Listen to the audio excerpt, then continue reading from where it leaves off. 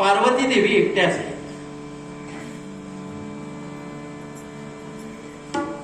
आणि एका गिरिकंदरामध्ये एकट्याच आणि सचिंत काही काळजी न व्याप म्लान मुख करून पार्वती देवी बसली.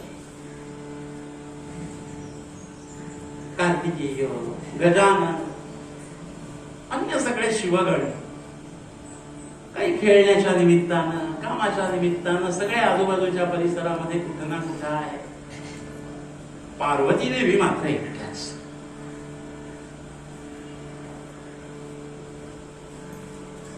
विचार करतायत, काय माझ्या मागे हे दुःख आहे, या दुःखाचा परिहार कोण करीन.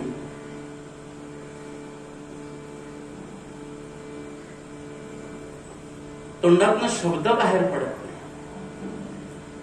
पण यांना दुःख आहे त्याची जाणीव मात्र जर कोणी बघितलं तर त्याला निश्चित व्हावी.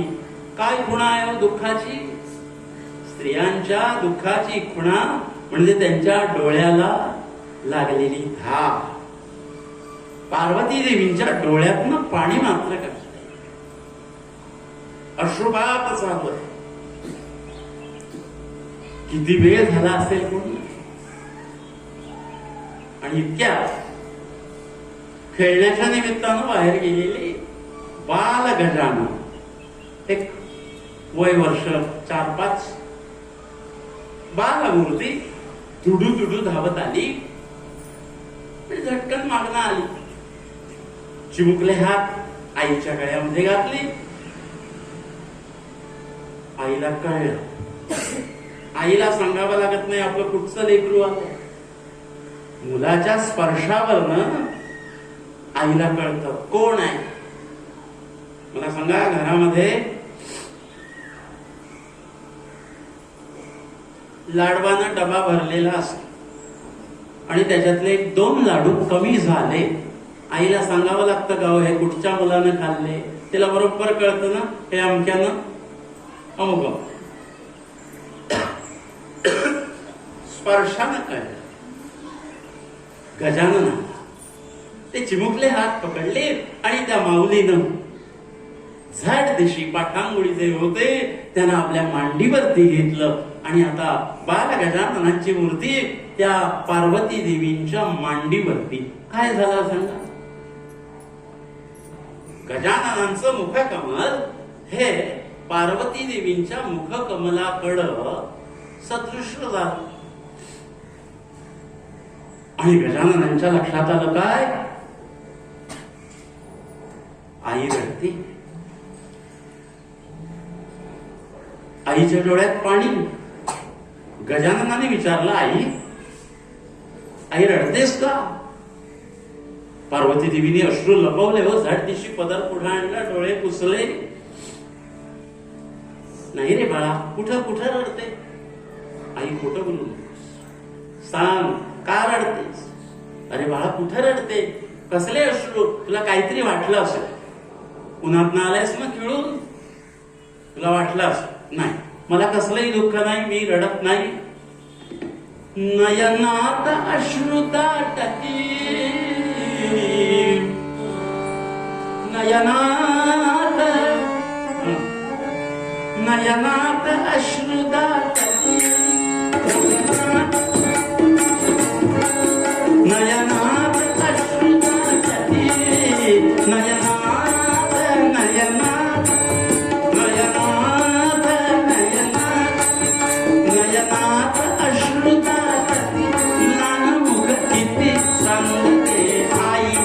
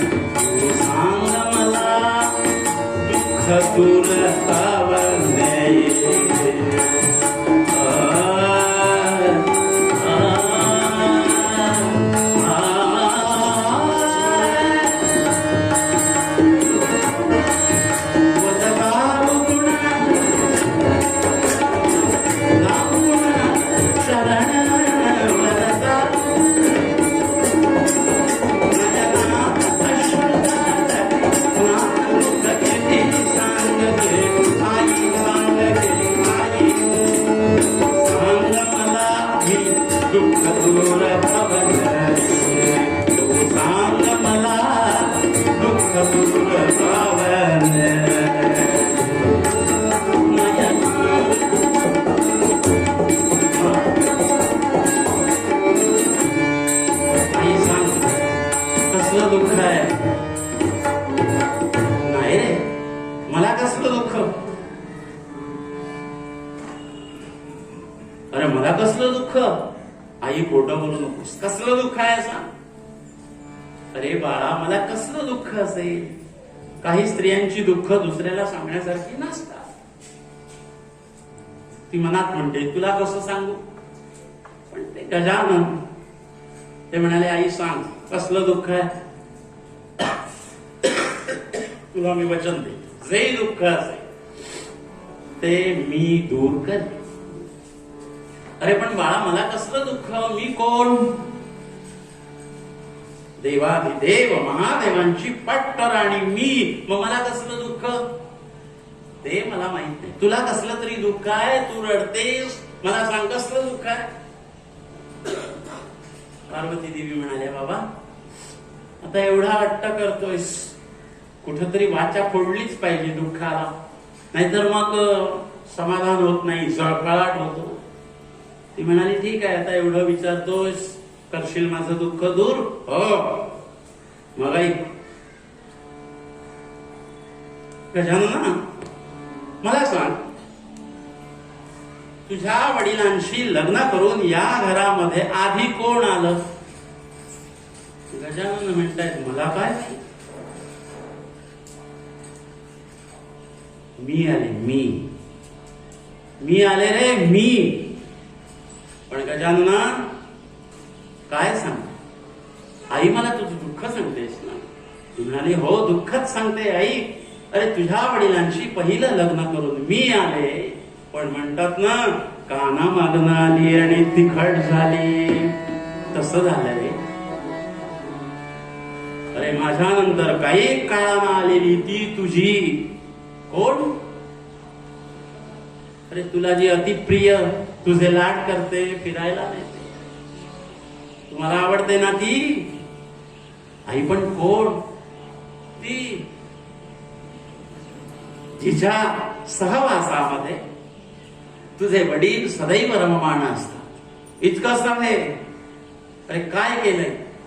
अरे आतापर्यंत नुसतं असं म्हणत होते, एखादा नवरा आपल्या बायकोचे खूप लाड करू लागला की मग लोक असं म्हणतात, अरे कसला काय आणि कसलं काय, बायकोला डोक्यावर घेऊन बसलाय.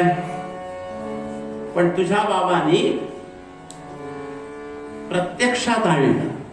तात तुझे रममाण सर्वदा, तात तुझे रममाण सर्वदा, तात तुझे रममाण सर्वदा, तात तुझे रममाण सर्वदा.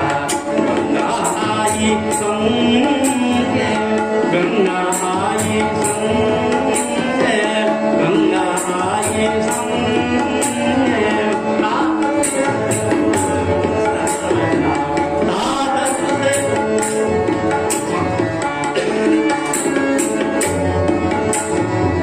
धारण केली मस्तकी दिला, धारण केली, धारण केली मस्तकी दिला.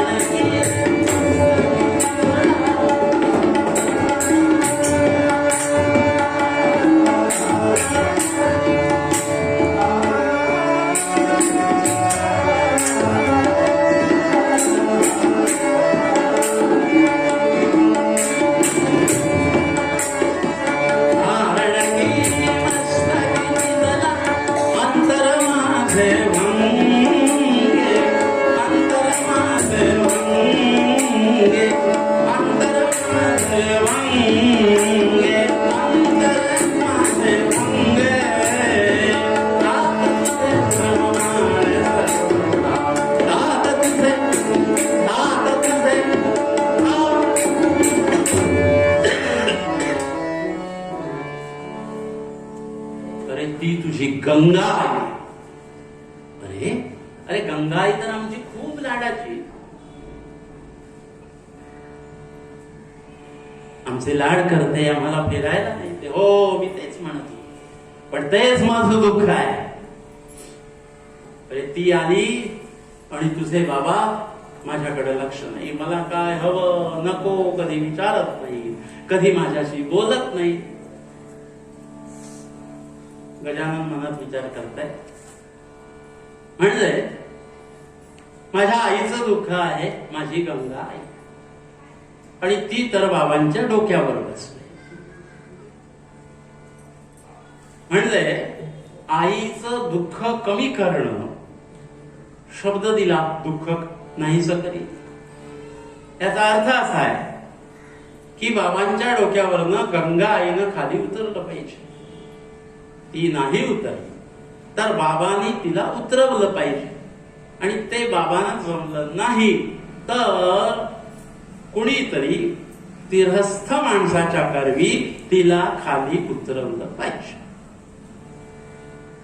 गणपती गजानन म्हणाले दिलाशम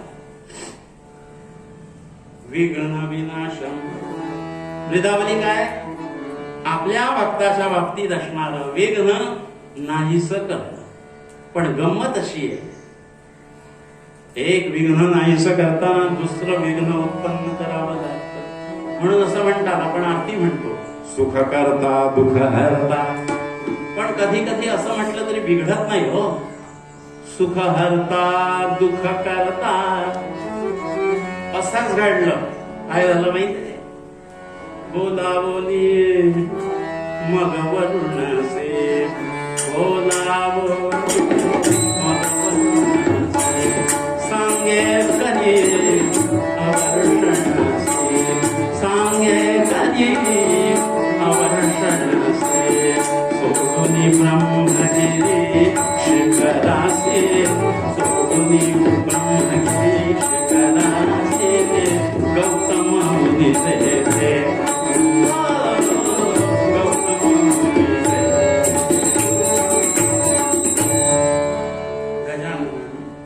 ताबडतोब वरुणाला बोलावलं आणि वरुणाला आज्ञा केली की ब्रह्मगिरी शिखराच्या ठिकाणी उत्तम प्रकारानं वावरायचं, पाऊस पाडायचं. ज्या योगानं गौतम महामुनी ज्या परिसरामध्ये आहे त्या ब्रह्मगिरी क्षेत्रामध्ये उत्तम प्रकारची सुबत्ता नांदे, धनधान्य पाणी विपुल, कुठचीही गरज तिथं पूर्ण होईल. मात्र अन्य प्रांतामध्ये अन्य परिसरामध्ये अवर्षण आज्ञा केली, आणि त्याप्रमाणे तो वरुण महाराजांच्या आज्ञेप्रमाणे त्या ब्रह्मगिरी पर्वतावरती उत्तम प्रकारानं वावरू लागला आणि अन्य ठिकाणी अवर्षण. या अवर्षणामध्ये लहान लहान अर्भक, गायी, वासर, म्हातारी माणसं अन्नान्न दशेनं तडफडून तडफडून मरू लागली. आणि अशा लोकांना कोणीतरी सांगायचं, ब्रह्मगिरीवरती अत्यंत दानशूर, संत वृत्तीचे, गोर गरीब तडी तापसी अशांच्या विषयी आस्था असणारे, प्रेम असणारे, दयाळू अंतःकरणाचे असे गौतम मुनी तिथं आहेत, त्यांच्याकडे जा. आणि मग अन्नान्न दशा असलेली ही सगळी दुष्काळग्रस्त मंडळी ही गौतमांच्याकडे जायची आणि गौतम त्या सर्वांच्या इच्छा पूर्ण करायचे. पाणी, अन्न, निवारा सगळं.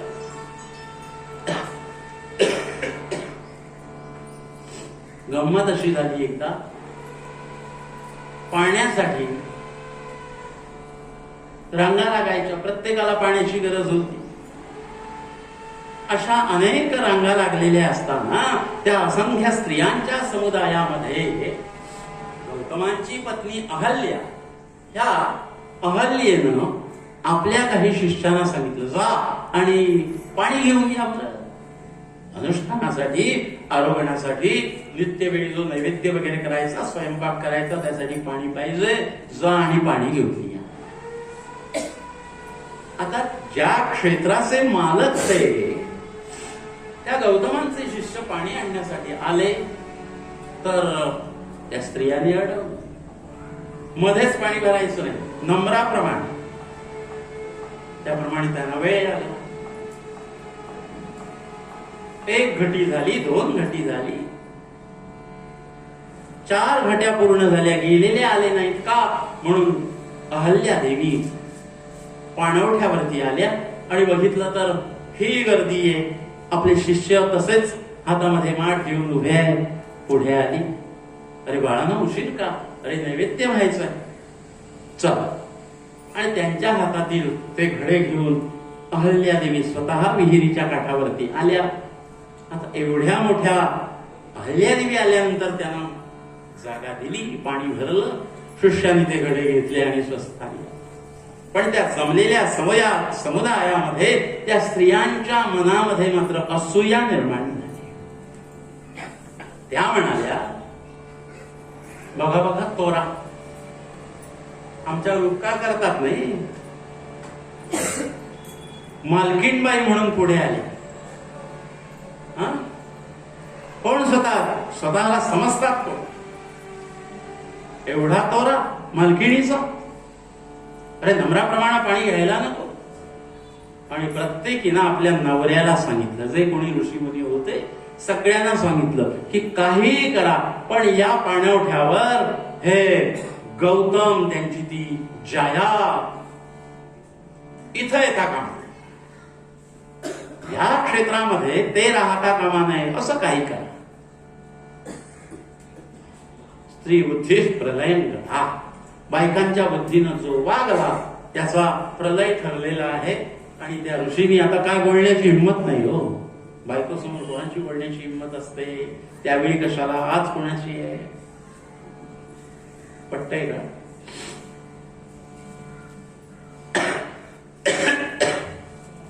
सगळे शांत.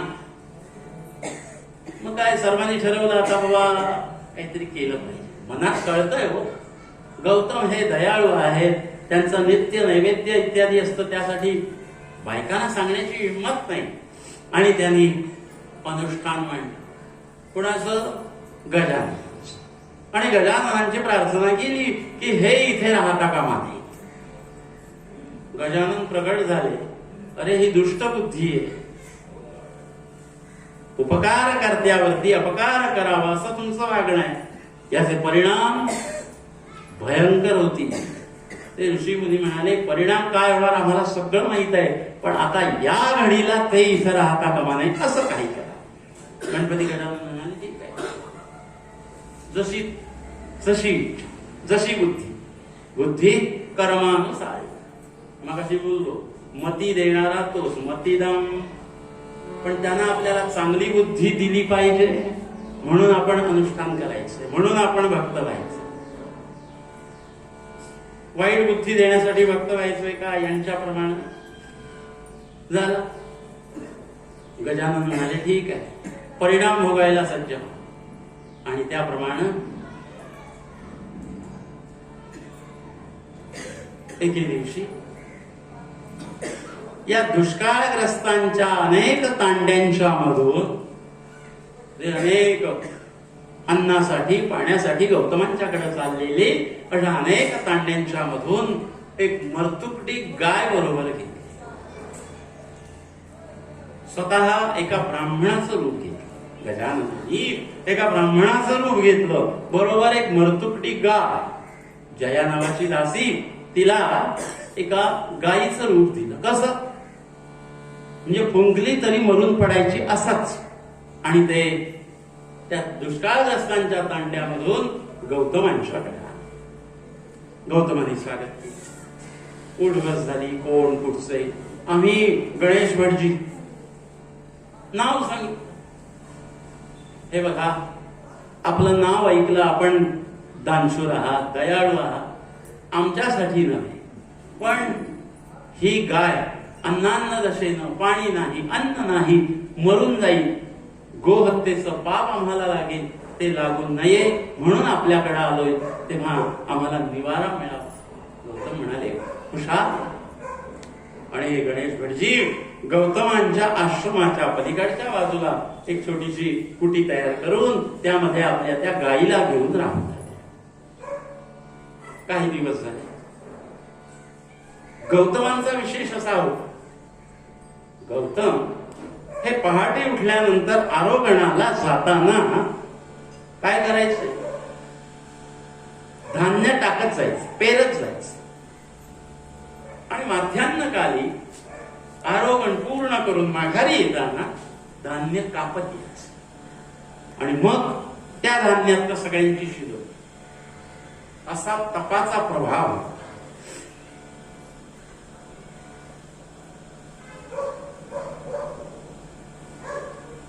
गौतमानी तपप्रभावानं असं निर्माण केलेलं धान्य असं भरले ताटवे असे,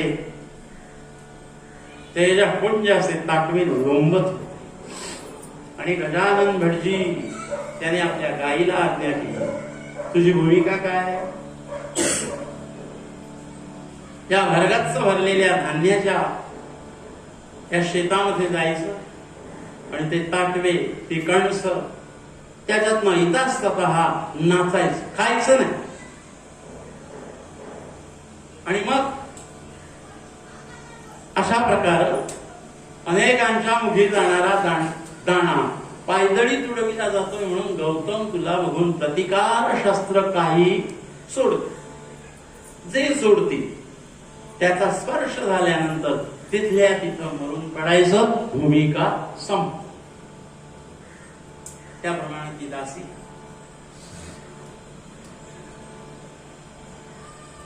आपल्या मालकाच्या आज्ञेप्रमाणे त्या सकाळच्या समयी गौतम आरोग्यासाठी गेलेले आहे. जाताना धान्य टाकलेले आहे, ते उगवलेले आहे, ते वर्धमान होऊन अगदी भरगच्च ताटवा भरलेली आहे. आणि अशा वेळी मालकाच्या आज्ञेप्रमाणे त्या जया नावाच्या दासीनं त्या गोरूपामध्ये त्या धान्यामधून इकडून तिकडे नाचायला सुरू, धान्य तुडवणं सुरू केलं. आरोहण पूर्ण करून गौतम ऋषी माघारी येत होते आश्रमाच्या दिशेने. त्यांनी समोर बघितलं, अनेकांच्या मुखी जाणारा अन्नाचा दाणा पायदळी तुडविला जातोय. एक दर्भ घेतला, अभिमंत्रित केला, फक्त त्या गाईला प्रतिकार करावा म्हणून सोडला. त्या दर्भ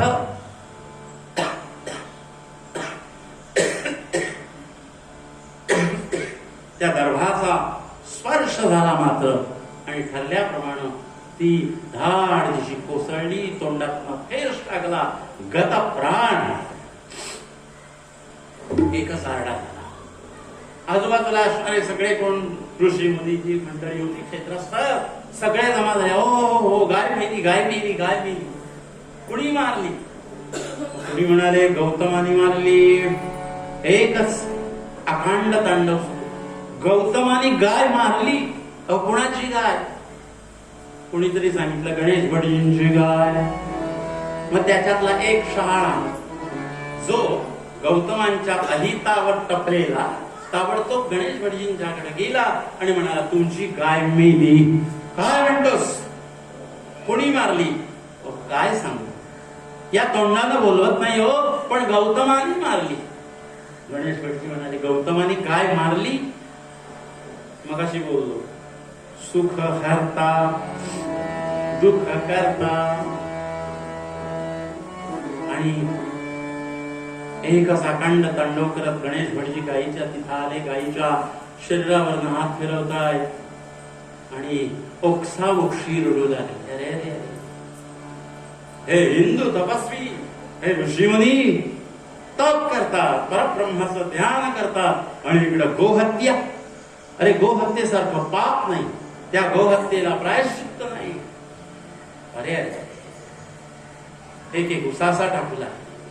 गौतमांना ही बातमी कळली की आपण प्रतिरोध म्हणून सोडलेल्या दर्भाच्या टोकानं गाय मेली. आश्चर्य वाटलं आणि ते तिथे आले आणि बघितलं का खरोखरच त्र्यंबकेश्वर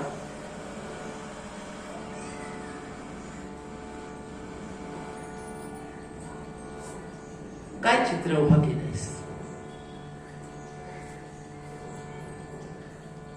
अरे माझ्या तपाच्या परिपूर्णतेसाठी त्र्यंबक रूपान तू इथं अवतीर्ण झालास आणि गोहत्तीचं पातक माझ्या तपामध्ये धस झाला. त्या गणेश भटजींचे पाय धरले. मुद्दाम नाही हो, तुमची गाय मरावी, गोहत्या घडावी म्हणून प्रतिरोध नाही, पण अनेकांच्या मुखी जाणारा दाणा असा व्यर्थ जाऊ नये, नासधूस होऊ नये म्हणून फक्त प्रतिकार केला. पण गणेश भटजी संतप्त झालेले, पण गाय मेलीस ना, आता मेल्यानंतर त्याचं प्रायश्चित्त घेतलंच पाहिजे. गौतमाने हात जोडले, सांगा या गोहत्येच्या पातकातनं मुक्त होण्यासाठी मी काय करू, काय प्रायश्चित्त घेऊ. गणेश भटजी वाटच बघत होते. ते म्हणाले, उपाय आम्हीच सांगायचा. सांगा, आपण अधिकारी, आपण शास्त्री, वेदवेत्या, सांगा काय घेऊ, काय प्रायश्चित्त घेऊ. गणेश भटजी म्हणाले, ज्या त्र्यंबकाची आराधना करा, आपल्या कपाला बोलून तो त्र्यंबकेश्वर इथं प्रकट झालाय, आराधना तू करी त्र्यंबकाची, त्या त्र्यंबकाचीच आराधना करायची, त्या त्र्यंबकाच्या नावानं तप करायचं. आराधना तू करी त्र्यंबकाची, प्रसन्न होता वरहाची याची, आणि ते प्रसन्न झाल्यानंतर वर मागायचा. काय मागायचा. गणेश भटजी म्हणाले, मागायचं माझ्याकडनं गोहत्या झाली आणि या गोहत्येच्या पातकातनं मुक्त होण्यासाठी मला गंगा स्नान करायचंय. असं सांगितल्यानंतर भगवान शंकर म्हणते की भगीरथानं विष्णुपादाब्ज संभूता गंगा ती आणले ना पृथ्वीवरती, तिथं जा, तिथं स्नान कर. ऐकायचं नाही. आपल्या मस्तकामध्ये असणारी गंगा मला इथं पाहिजे, मला इथं स्नान करायचं. आणि अशा पद्धतीनं भगवान शंकरांच्या मस्तकावरच्या गंगेनं इथं आलं पाहिजे आणि त्या गंगेमध्ये तू स्नान करायचं. त्र्यंबकानी गौतमाने मान्य केलं. गणेश भटजी जे काय सगळं नाटक इथं निर्माण केलेलं ते सगळं गुप्त झालं, निघून गेले आणि गौतमाने तपश्चर्या सुरू केली.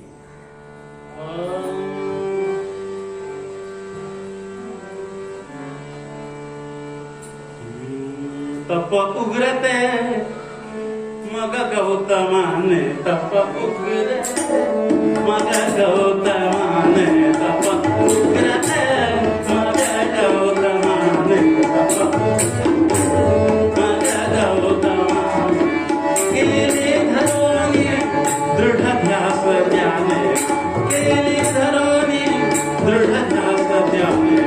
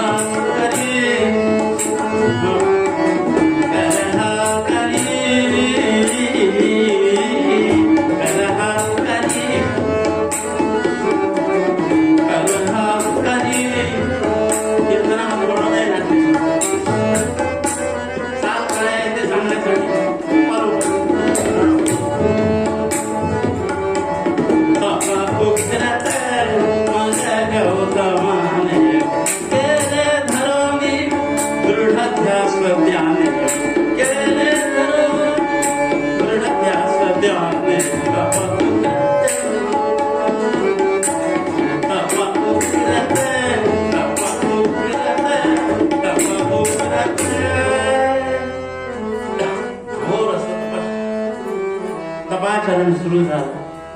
इथं गंमत अशी झाली, ती जी गंगा, तर मला समजा भगवान शंकरांच्या मस्तकामधलं स्थान ते सोडून खाली जायला कोण तयार होईल. गंगेनं ते नाकारलं. आणि गंगेनं आपल्या परीतनं प्रयत्न सुरू केले. भगवान शंकरांच्या वरती आपण प्रभाव टाकू शकत नाही, त्यांची आज्ञा मोडू शकत नाही, पण हा जो तप करणार आहे त्याला तपापासून जर आपण वंचित केलं, तपभंग केला तर, असा विचार करून या गंगेनं आपली एक विश्वासू दासी, तिचं नाव आहे जटिका, त्या जटिकेला बोलावलं आणि तिला सांगितलं, जा गौतमांच्या तपाचरणामध्ये विघ्न उत्पन्न कर. मालकीणीनं आज्ञा केली आणि ती दासी, हो, हे सगळं खाली घ्यावं लागतो, फक्त हे सुटत नसल्यामुळे.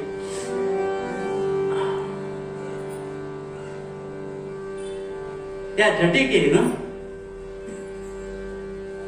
अहिल्याचं रूप धारण केलं.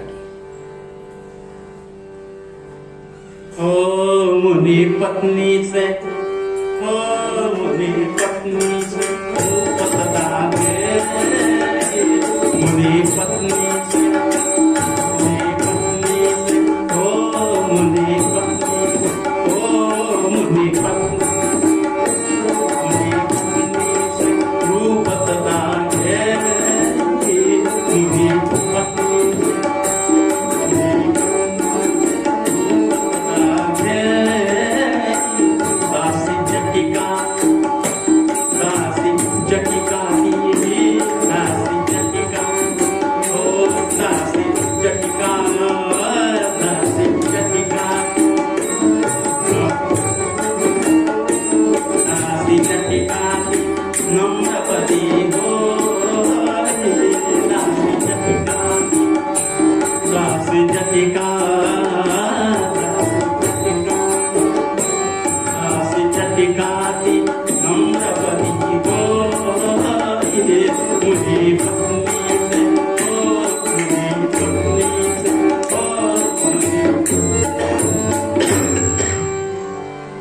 अहिल्याचं हुबेहूब रूप घेतलं आणि गौतम ज्या ठिकाणी तपश्चर्या करत होते तिथं समोर येऊन उभी. देहभाव जागृत झाला, समाधी उतरली.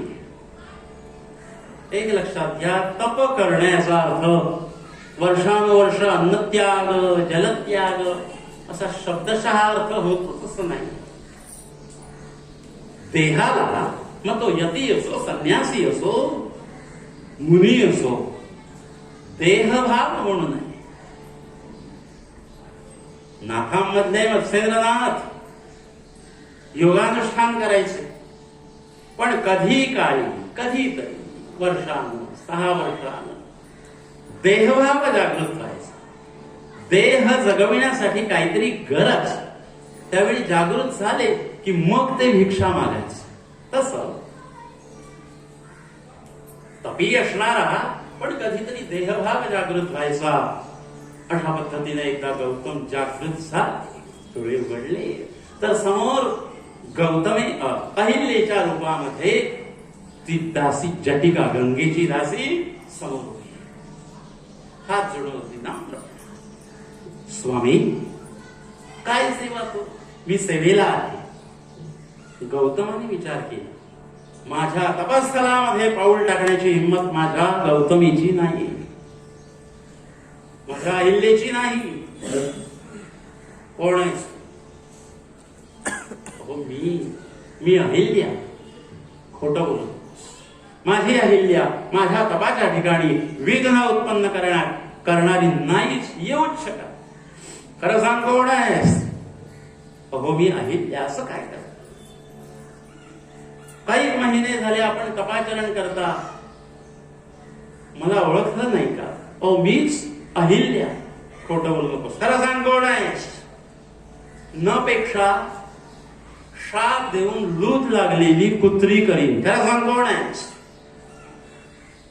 शब्द गौतमांचे होते, लक्षात घ्या. आजचा शाप वेगळा आणि त्यावेळेचा वेगळा. आजचा आशीर्वादही वेगळा. कुत शाप कलौ युगे. आजचा आशीर्वाद काय आणि आजचा शाप काय? कारण असं आहे, का असं? परान्नेन मुखं दग्धौ हस्तौ दग्धौ परिग्रहा. दुसऱ्याच्या हातचं खाऊन खाऊन मुख दग्ध झालेलं. हस्तौ दग्धौ प्रतिग्रहात. दुसऱ्याचं घेऊन घेऊन हातांचं तेज गेलं. मग शाप काय आशीर्वाद काय असे काय खरे व्हायचे. पण गौतमांचे शब्द आहेत ते, लूर लागलेली कुत्री करी. काय झालं माहितीये, विनोद म्हणून सांग. भारत देश, रशिया, चीन अनेक देशाचे गुन्हा अन्वेषण करणारे अधिकारी एकत्र झाले आणि प्रत्येकानं आपापल्या परीने सांगितलं की आमच्याकडे योजना काय, गुन्हा घडल्यानंतर तो शोध कार्याच्या योजना काय, वापी अमुक कुत्री वास दिला की ती सगळीकडे हुंकत जातात, योग्य जागेवर जाऊन शोध घेतात वगैरे. सगळ्यांच्या चर्चा चालू असताना ज्यावेळी हा कुत्र्यांचा विषय आला त्यावेळी आमचे भारतीय अधिकारी म्हणाले, काय आहे माहिती, सध्या आम्ही कुत्री योजना तुर्तास बंद ठेवली. म्हणाले का हो? हे कारण असं आहे, कुत्र्यांना गुन्हेस्थळाचा वास दिल्यानंतर ती कुत्री पोलीस स्टेशन मध्ये घुसू लागली. कळलं नाही मला. आजचं राज्य शासन आपलं असं आहे. पण गौतमांच्या काळामध्ये मुखातनं बाहेर पडलेला प्रत्येक शब्द त्याला अर्थ होता, त्याला अधिकार होता. लूट लागलेली कुत्री करी आणि ते गौतमांचं रूप बघितलं आणि ती मूर्त रूपानं प्रगट झाली. नमस्कार केला, आशीर्वाद दिला, आपलं इच्छित सफल हो आणि ती दासी निघून गेली. आता मात्र गंगेचा इलाज उरला नाही. तपाच्या लहरी कैलास पर्वतापर्यंत पोहोचल्या. भगवान शंकरांपर्यंत सेवा पोहोचली. भगवान शंकर प्रसन्न झाले. आशुतोष झटक्यात प्रसन्न. वरमृहे गौतम म्हणाले, असं असं आहे, गोहत्या घडली, निवारणार्थ गंगा स्नान करायचे, मस्तकावरची गंगा खाली होती. भगवान शंकर म्हणाले, गणेश भटजींनी सगळं शिकवले. अरे भगीरथांना आणले तिथं जा ना, ती सुद्धा पापनाशिनी आहे. सगळ्या पुत्रांचा उद्धार तिनंच केला. गौतम म्हणाले, नको, मला इथं पाहिजे, आपल्या मस्तकावरची गंगा इथं पाहिजे. आता भक्तावर प्रसन्न झालेला देव, त्याला काय कमी. गंगेला सांगितलं, गंगे उतर खाली. गंगा म्हणाली, नाही,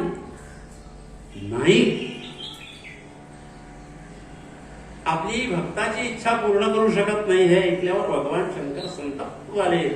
अखंड तांडव केला आणि जटेमध्ये असणारी ती गंगा तिला पुन्हा पुन्हा सांगताय, खाली उतर. ती म्हणाली नाही. आणि भगवान शंकरांनी तो आपला जटाकला त्या ब्रह्मगिरी पर्वताच्या एका प्रचंड शिलेवरती दाण दाण दाण दाण आपटायला. गंगा हुसा, मला इथनं जायचं नाही. आणि म्हणून भगवान शंकरांचं हे आक्रंदन बघितलं आणि ती त्या जटाकलापातनं गुप्त झाली. भगवान शंकरांनी सांगितलं, गंगे प्रगट हो, माझ्या भक्तासाठी प्रगट हो. आणि जर नाही प्रगट झाली तर त्रिभुवनामध्ये गंगेचं नामनिशाण राहणार नाही. कुठं आहे, प्रगट हो. आता मात्र गंगेचा नाईलाज झाला आणि ती गंगा एका कुशमय प्रदेशामध्ये, एका शुद्ध स्थानामध्ये, ब्रह्मगिरीच्या अगदी पायथ्याशी, जिथं भगवान शंकरांचं त्र्यंबक स्थान आहे, त्र्यंबकेश्वर स्थान आहे. त्रीणि अंबकानि अस्य त्र्यंबकः, ते स्थान, त्या स्थानापासून काही अंतरावर कुशावर्त, कुश प्रदेशामध्ये ही गंगा प्रगट झाली. भगवान शंकर प्रसन्न. गौतमांना म्हणाले, जा आता स्नान कर, मुक्त हो. आणि त्याप्रमाणे गौतमाने त्र्यंबक स्मरणपूर्वक त्या गंगेमध्ये स्नान केलं. गोहत्येच्या पापातनं मुक्त झाले. नमः पार्वती पते हर हर।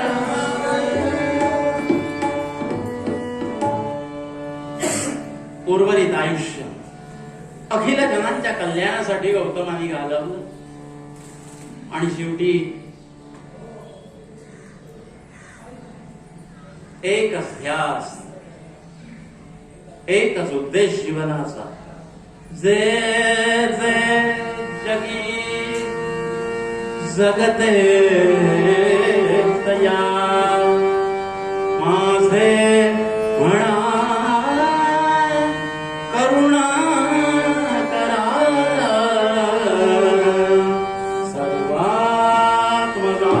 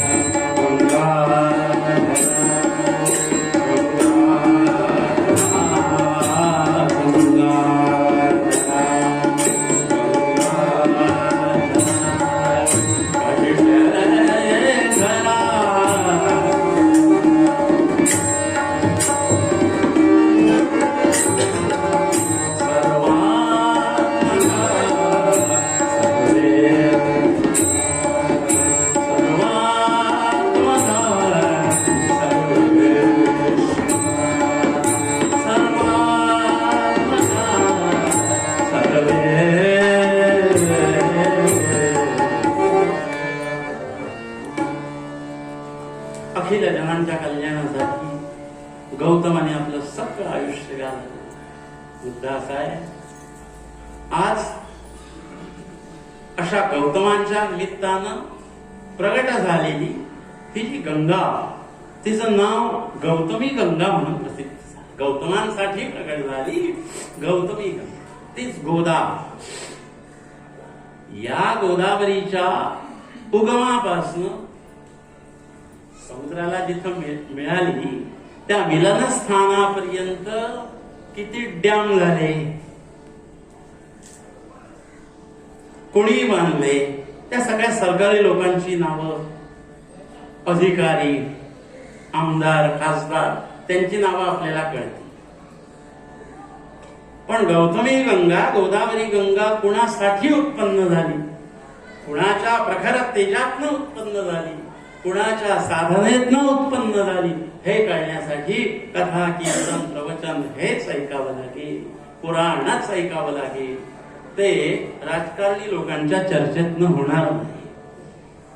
म्हणून कीर्तन गंगेचा जो एक विशिष्ट प्रवास आहे तो या उद्देशाने आहे की या अशा प्रकारच्या मालिकांच्या मधून कुठेतरी संत चरित्र, संतांच्या कार्याचा उद्घोष हा समाजासमोर यावा, समाजाला त्याची जाण व्हावी, काही पूर्वरंगाच्या निमित्ताने उद्बोध व्हावा. इकडून तिकडून गोड बोलून, विनोद करून कीर्तनाचं मनोरंजन होण्यापेक्षा कीर्तन हे भगवंतासाठी असतं. भगवंताचा दोरा, भगवंताचा आधार, त्या आधारावरती आपल्या ज्ञानामध्ये काय काय भरायचं आहे ते करण्यासाठी ही जागा आहे.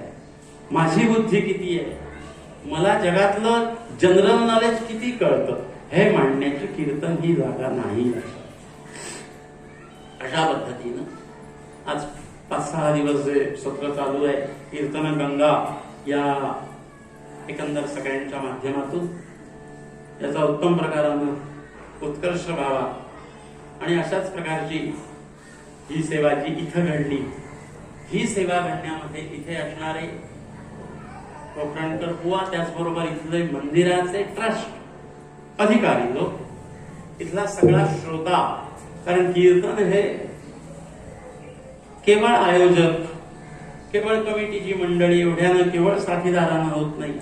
भगवंताचा अधिष्ठान जसं पाहिजे तसं कीर्तनासी नर हो तुम्ही जागा श्रोता पाहिजे. आणि तो श्रोता उत्तम प्रकाराने त्या मंदिराची शान ज्याला म्हणतात असा उत्तम श्रोता आम्ही पहिल्या दिवशी इथं बघितला, आजही बघतोय. कीर्तन गंगेतील प्रत्येक कीर्तनकार हा काय म्हणजे हल्लीच्या शब्दात बोलायचं झालं तर हायफाय लेवलचा नाहीये. सामान्य कीर्तनकार आहोत सगळे, पण तरी सुद्धा आपण सगळ्यांनी उत्तम प्रकारानं हे श्रवण केलं, सगळ्यांना दाद दिला. त्याबद्दल जे श्रवणाचं उक्त फल आहे ते फल भगवत कृपेनं सर्व श्रोत्यांना प्राप्त होईलच यात शंका नाही. आणि म्हणून सर्वांच्यासाठी टेंबेस्वामी महाराजांनी मंगलमूर्तींचं ध्यान करताना जे जे विशेष शब्द वापरले, विशेष वापरले, ते मती देणारे आहेत, बुद्धी देणारे आहेत, भाविक त्याला सद्गती देणारे आहेत. ती सर्व कामाला आम्ही भाविक ठरू, आम्हाला सद्गती प्राप्त व्हावी, आमच्या इच्छा पूर्ण व्हाव्यात. कसल्या? सदिच्छा पूर्ण व्हाव्यात. तुम्हाला सर्वांचं कल्याण व्हावं, आमचा संसारामध्ये उत्कर्ष व्हावा. पण त्या उत्कर्षामध्ये भाववाचक जो मगाशी ज्याचं पहिल्या श्लोकामध्ये वर्णन केलं तो ती भक्ती ती असावी. आणि अशा प्रकारे आम्हा सर्वांचं जीवन धन्य व्हावं अशी प्रार्थना सुंदरमूर्तींच्या चरणी करून आम्हाला एक ना एक दिवस या जन्मात नाही कुठच्या तरी जन्मामध्ये मायातीतम अभयम शांती हे सगळं त्याने आम्हाला द्यावं, आम्हा सर्वांचं कल्याण करावं. म्हणून संतांच्या शब्दामध्ये सर्वे सुखीनः सन्तु, सर्वे सन्तु निरामयाः, सर्वे भद्राणि पश्यन्तु, मा कश्चित् दुःखमाप्नुयात्. सर्वे प्रीतिं सद्मतिं देवभक्तिं सत्सङ्गाब्धिं देवभक्तिं जन्ति. भावासक्तिं चाखिलानन्दमूर्ति घोरा कष्टादुद्धरा सुन्दरं मोदीमोरया. साथीदारांचे आभार मानतो. कोकणकर बुवांची योजना छान होती, म्हणजे सर्वानुमतेच ठरलं होतं, पण ती त्यांनी व्यवस्थितरित्या अंमलात आणली. थोडीशी दिलगिरी व्यक्त करतो, कारण काही घरगुती कारणामुळे ज्या पद्धतीनं त्या एकंदर मंडळामध्ये जसं मागच्या वेळी माणगावला कीर्तन गंगेच्या मार्फत कीर्तन सेवा झाली, त्यावेळी जसे सगळे समर्पित होते तसं यावेळी मला होता आलं नाही. वैयक्तिक घरगुती कारण ते काही इथं बोलत नाही, त्याबद्दल बुवा दिलगिरी व्यक्त करतो. साथीदारांचे आभार मानतो.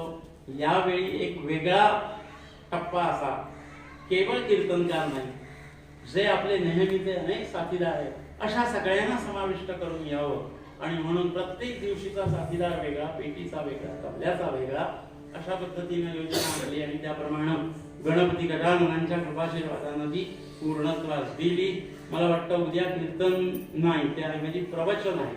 आणि परवा कोणाचं? परवा कोकणकर बुवांचं सुश्राव्य कीर्तन आहे, उद्या प्रवचन आहे. ते प्रवचनकार सुद्धा आपल्यातीलच आहेत. आणि एक त्या प्रवचनाचं सुद्धा एक विशेष वैशिष्ट्य आहे. मुद्दाम आपण एका केलेली सेवा गणेश चरणी समर्पित करतो. जे कंटाळवाणं सगळं आहे ते माझं आहे असं आम्ही नेहमीच म्हणतो, पण यावेळी विशेषत्वानं म्हणतो, कारण इथं काहीच म्हणजे दुपारची अवस्था अशी होती की मला बोलता येईल की नाही. फोन करायचा होता, असं कीर्तन तुम्हीच करा, पण अशी माघार घेण्याही बरं वाटत नाही हो. तो एक जोश असतो. या गादीवर उभं राहिल्यानंतर हे शरीर कर्मरत नसतं. जरी शरीराच्या मार्फत सेवा चाललेली असली तरी सेवा करून घेणारा, घडणारी सेवा हे सगळं अधिष्ठान त्याचं असतं. या एका विश्वासावर शेवटी शरीर आहे, त्याच्यातनं जे काही दोष आपण मगासपासून ऐकताय, आवाज लागत नाही, बोलता येत नाही, अडथळायला होते, ते सगळं विसरून जा. कंटाळवाणं इथंच ठेवा. आणि चांगलं असेल ते गुरुजींचं आहे. मूळ पद्यामध्ये टेंबेस्वामी महाराज